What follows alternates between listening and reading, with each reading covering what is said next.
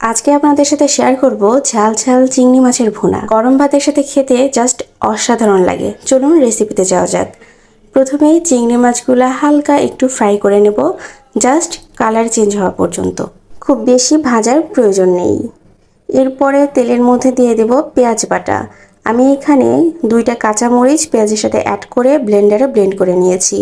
পেঁয়াজ বাটাটা তেলের সাথে খুব সুন্দর মতো ভেজে নিয়ে এক এক করে দিয়ে দেব বাকি মশলাগুলো।